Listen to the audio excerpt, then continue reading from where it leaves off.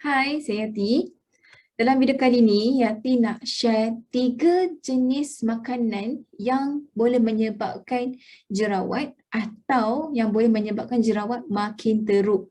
Sebelum tu, Yati nak minta anda tolong like video ni dan subscribe YouTube channel Yati supaya anda dapat lebih banyak info menarik berkaitan kesihatan, kecantikan dan juga bisnes. Okay.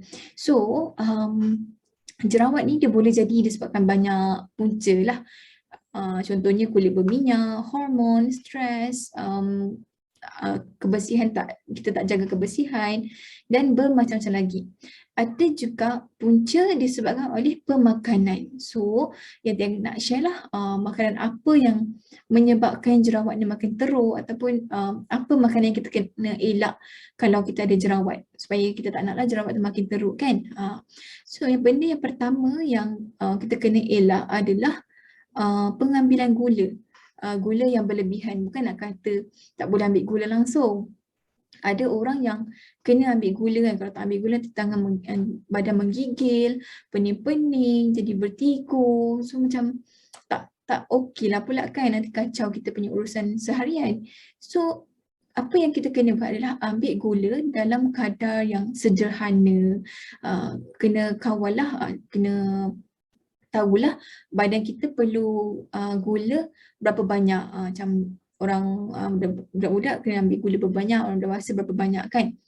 So kenapa gula ni dia menyebabkan jerawat?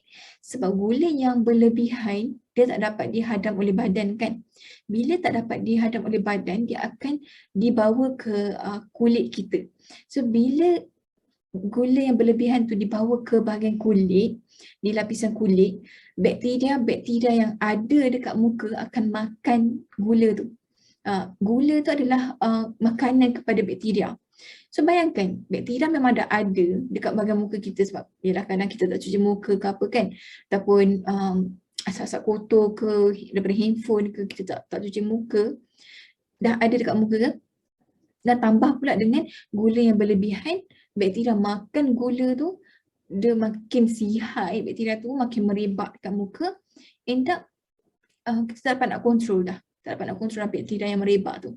So itulah menyebabkan jerawat makin teruk ataupun dia akan trigger kepada pertumbuhan jerawat yang lebih banyak. So kena kurangkan gula. Boleh bukan setakat gula dalam air manis je tau. Macam dalam masakan pun kena kurangkan. Nasi sendiri pun kita kena kurangkan portion.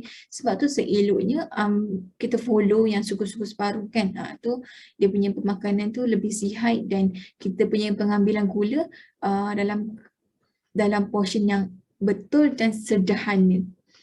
Makanan yang kedua kena elak adalah makanan berminyak ataupun makanan bergoreng.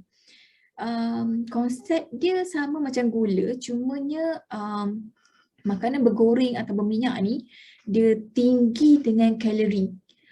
Kita kena tahu badan kita perlu kalori berapa. Contoh ada orang perlukan kalori dalam 1500 kalori sehari untuk maintain berat badan yang macam tu. Ataupun ada orang yang nak kurus kena ambil kurang sikit kan.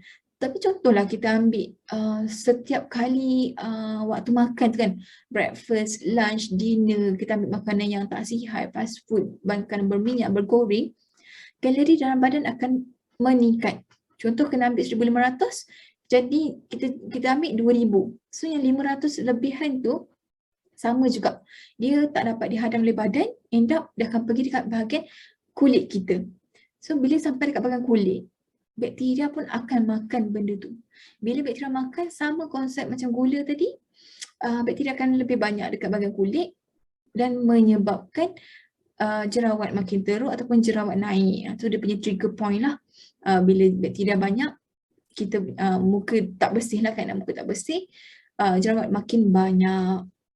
So kena elakkan elak atau kurangkan makanan berminyak dan bergoreng, dan make sure kalori yang anda ambil seharian tu memang ikut apa keperluan badan, jangan ambil lebih. So kalau boleh anda install lah apa-apa apps yang boleh track berapa kalori yang anda dah ambil untuk satu hari tu. Dan makanan yang ketiga adalah karbohidrat sederhana ataupun simple karbo. Kan ada complex karbo and simple karbo. Complex karbo tu macam sweet potato ke, whole meal bread ke. Kalau yang karbohidrat sederhana atau simple karbohidrat ni, contoh macam nasi putih, roti putih, tu mie ke, tu adalah karbohidrat simple yang mana dia akan ditukar kepada gula. So kita back to makanan pertama tadi, makanan bergula, sama konsep dia. Bila kita ambil karbohidrat yang simple ni, gula dalam badan akan makin bertambah. Dah lah kita dah ambil minuman manis yang ada gula, makanan yang bergula, kita tambah lagi dengan nasi putih yang ada gula, yang akan ditukar kepada gula, ambil roti putih yang akan ditukar kepada gula. So gula dalam badan sangat banyak. Bukan je kita ada diabetes, dia akan jadi trigger point yang menyebabkan jerawat makin teruk ataupun terjadinya jerawat. So untuk elakkan jerawat, kena elak makanan-makanan yang disebut tadi. Kurangkan minum manis, kurangkan makanan berminyak dan juga kurangkan makanan yang karbohidrat simple.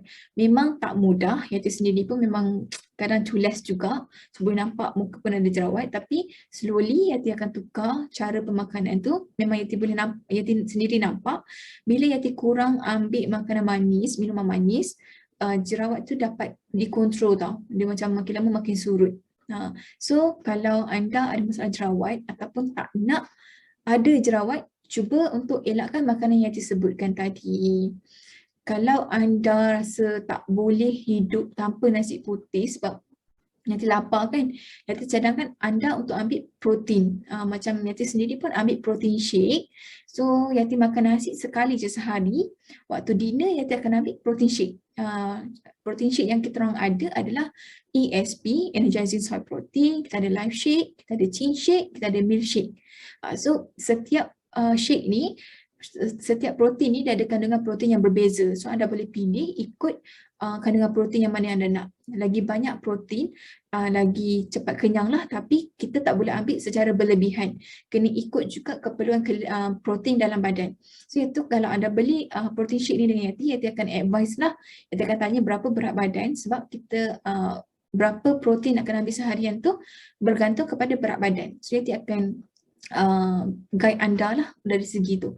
So kalau siapa yang nak elak makanan nasi putih tapi tak nak lapar sangat, boleh ambil protein shake, boleh contact Yati di 013-520-7212 atau just klik je link dekat bahagian description.